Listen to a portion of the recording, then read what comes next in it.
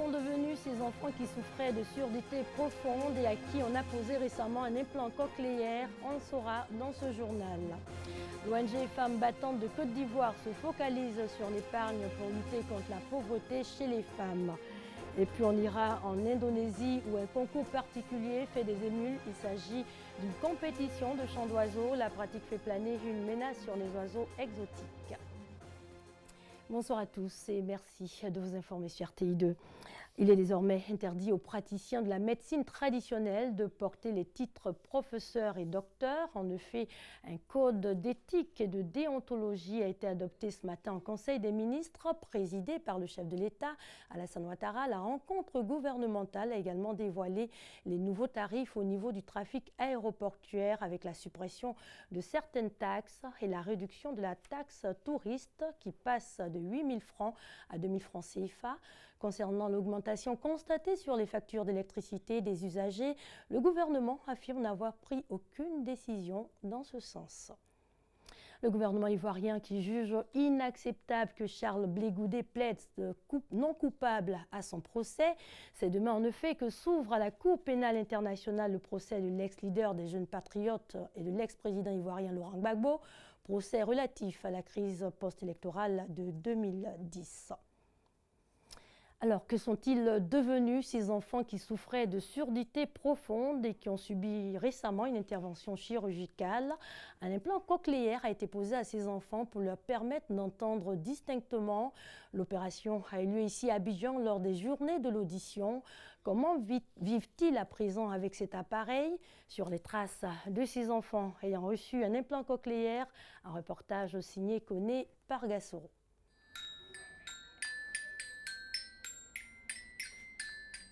La petite Marie-Danielle, 3 ans, heureuse de jouer au balafon.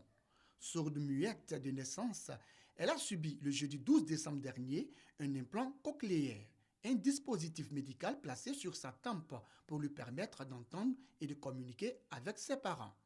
Un mois après l'activation de son implant, Marie réagit bien, à la grande satisfaction de ses parents.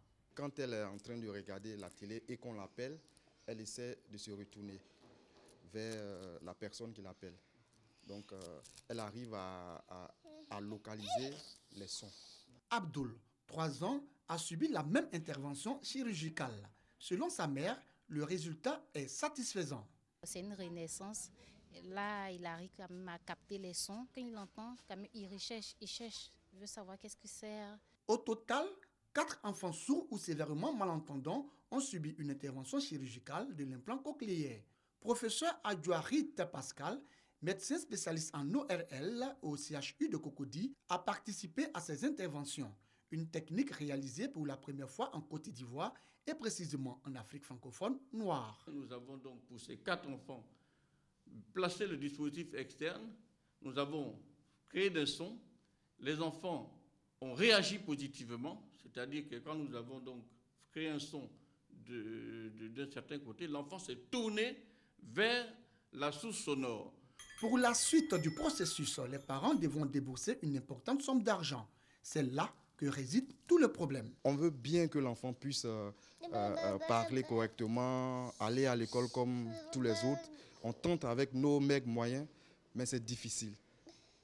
Pour les autorités de ce pays, on a besoin de leur soutien. On veut vraiment qu'ils soutiennent les familles qui sont dans ce cas-là. Cet appel à l'aide lancé par les parents est appuyé par les enfants. Ils souhaitent, coûte que coûte, entendre et parler comme leurs camarades.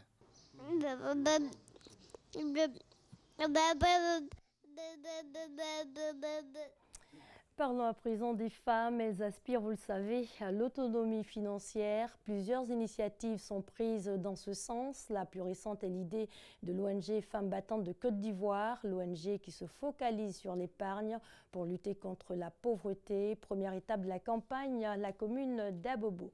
Moussa Konaté. Le scénario est le même. Tous les matins, Dame Djeneba étale ses marchandises. La cinquantaine révolue, elle consacre l'essentiel de son temps à son commerce. J'ai vendu plusieurs choses, les condiments, les fruits au marché, les œufs dans les magasins. Ça n'a jamais été facile.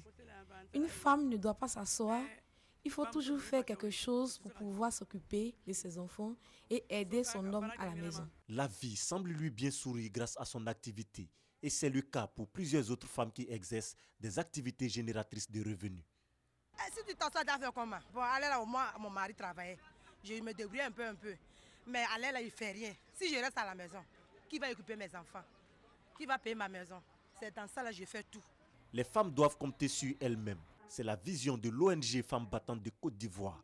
Une rencontre d'échange donc pour apprendre aux femmes à se réaliser avec leurs propres moyens et être autonomes. Elle m'a donné le chemin qu'il faut suivre. Elle m'a appris comment faire le commerce. En tant que femme, je dois commencer d'abord avec le peu d'argent que j'ai. Et dès que je finis de vendre, il faut toujours réserver. Souvent, les femmes disent, je suis divorcée, mon mari est mort, évitons ça. C'est vrai, ton mari est mort, mais il n'est pas mort avec ton intelligence. Il n'est pas mort avec tes doigts, il n'est pas mort avec tes yeux. Tu as la capacité de te prendre en charge. Pour l'ONG Femmes Battantes, plus question de parler de femmes démunies ou de veuves qui attendent les actions sociales pour vivre. Les femmes doivent contribuer au rayonnement économique du pays. La semaine des douanes, troisième jour aujourd'hui consacré à la mutuelle des douanes de Côte d'Ivoire avec l'inauguration du centre médical des douanes. Pour rappel, les activités de ce centre ont débuté en mars 1992. Le siège se trouvait alors à l'école des douanes au Plateau. Après son extension en 2006, le centre est transféré à Cocody. Le reportage de Adama Koné. Communiquer, partager l'information pour mieux coopérer. C'est entre autres l'objectif de la deuxième édition de la Semaine des douanes ivoiriennes qui a démarré ce lundi à Abidjan. Ces journées offrent spécifiquement aux opérateurs économiques l'occasion de mieux connaître l'administration des douanes ivoiriennes à travers ses missions, ses procédures, ses textes, ses réformes, les avantages accordés pour la promotion économique, mais aussi le contentieux. Bien souvent, nous faisons, à tort ou à raison, l'objet de nombreuses critiques. Donc nous voulons nous arrêter, prendre le temps de nous regarder nous-mêmes, de dialoguer avec nos partenaires et de relever nos forces, mais aussi nos faiblesses. Il s'agit également d'expliquer aux opérateurs économiques que les douanes détiennent la clé du succès des politiques adoptées en matière de fiscalité, d'industrie, de commerce, de protection sociale et d'environnement. Ces journées réjouissent au plus haut point les créateurs de richesses. C'est une opportunité qui est donnée aux commerçants pour mieux nous imprégner des manuels de procédure, de dédouanement et de comment fonctionne la douane. Ça nous permet de nous familiariser avec l'outil douane et le personnel de la douane. Nous avons une meilleure collaboration avec la douane, puisque la douane a mis une structure qu'on appelle low-code. Lorsqu'il y a des problèmes qui surviennent, nous nous retrouvons autour de low-code pour plancher sur ces problèmes entre opérateurs économiques et la douane. Fin octobre 2015, l'administration s'est vue dotée de 2 scanners de dernière génération, d'un coût de 3 milliards de francs CFA, afin de renforcer le contrôle douanier et lutter plus efficacement contre la fraude. En images, en France, la ministre de la Justice, Christiane Taubira, démissionne.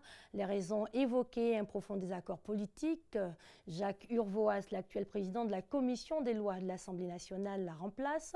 Cette démission intervient alors que Manuel Valls a présenté aujourd'hui même, dans le projet de réforme de la Constitution, la question du maintien de la déchéance de nationalité.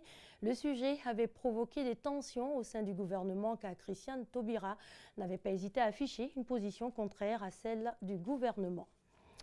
En bref, le 26e sommet de l'Union africaine ouvert aujourd'hui à Addis Abeba. Les ministres préparent le terrain avant l'arrivée des chefs d'État samedi. Les droits humains, ceux des femmes en particulier, c'est officiellement le thème de ce sommet, mais les discussions tourneront surtout autour de la crise au Burundi. Les chefs d'État devront décider de l'envoi ou non de troupes dans ce pays qui subit de fortes tensions. On va s'intéresser à présent à un concours bien particulier qui fait des émules en Indonésie. Il s'agit d'une compétition de chants d'oiseaux. Ces derniers sont attrapés illégalement chaque année dans les forêts tropicales et revendus sur les marchés.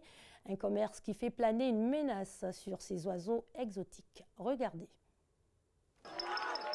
Des cris d'encouragement à celui qui gazouillera le mieux. Le concours de chants d'oiseaux est une tradition ancestrale sur l'île de Java qui se répand à travers l'Indonésie. À la clé, des récompenses élevées et la chance de participer à une compétition nationale. Ce n'est pas un concours de beauté, c'est un concours de gazouille. C'est la gazouille mania. Mais cette tendance menace les espèces sauvages dans les forêts du pays. Beaucoup de monde attrape des oiseaux, surtout les oisillons, parce que c'est assez facile de les attraper. Avec un piège, vous en attrapez des centaines. Les autorités font face aussi à des pratiques de contrebande cruelles, comme ces oiseaux cachés dans des bouteilles en plastique. Mais seule une poignée d'organisateurs de compétitions luttent contre le braconnage en ne faisant concourir que les oiseaux d'élevage, qui se distinguent par une bague en métal sur la patte. Les oiseaux d'élevage doivent porter des bagues. Vous ne pouvez pas mettre une bague sur un oiseau sauvage. Si on le fait alors qu'il est déjà adulte, on lui casserait la patte en essayant de la passer dans la bague. Mais malgré ces efforts, la loi reste rarement appliquée et la demande ne cesse d'augmenter. Selon les défenseurs de l'environnement, des millions d'oiseaux seraient concernés. Aujourd'hui, 131 espèces sont menacées dans la jungle indonésienne. Aux États-Unis, depuis les attentats de San Bernardino et la proposition de Donald Trump de fermer les frontières aux musulmans, l'islam est devenu un sujet de discussion récurrent dans les discours. Dans l'Iowa, certains musulmans se sentent rejetés. Quartier résidentiel de l'Iowa, en plein Midwest américain. Cette mosquée a l'allure discrète et pourtant la plus vieille du pays. Surnommée la mère des mosquées américaines, elle a été fondée en 1934 par des migrants arabes. Les Arabes musulmans sont venus à Cedar Rapids à cause des Arabes chrétiens qui ont migré avant eux. C'étaient principalement des fermiers et l'Iowa possédait beaucoup de terres cultivables. Récemment, Donald Trump a dit vouloir mettre fin à l'immigration des musulmans aux États-Unis. Peu après, cet imam dit avoir vu débarquer une vingtaine de motards soutenant le candidat républicain. Sans hésiter, il les a invités à entrer. Ils sont repartis avec une vision différente. Ils ont dit « On ne savait pas que votre religion reconnaissait Abraham comme prophète. L'ignorance est l'ennemi et c'est pour cela que ces personnes qui soutiennent Donald Trump doivent être éduquées à une autre culture. »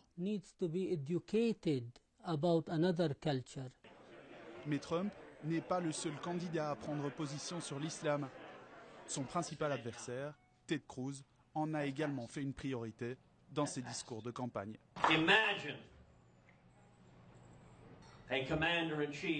Imaginez un chef des armées qui dirait « Nous allons vaincre le terrorisme islamiste radical ».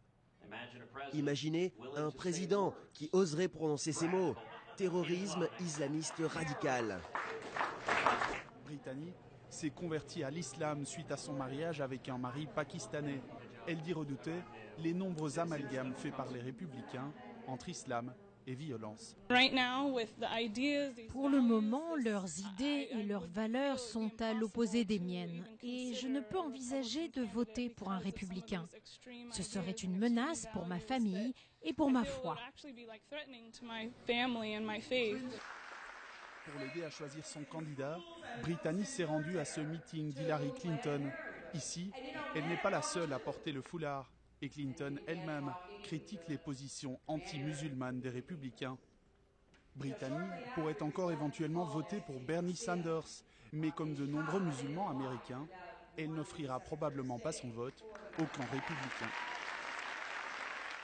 C'est la fin de cette édition. Merci à vous de l'avoir suivi. Excellente soirée sur les antennes de l'RTI, la marque du service public.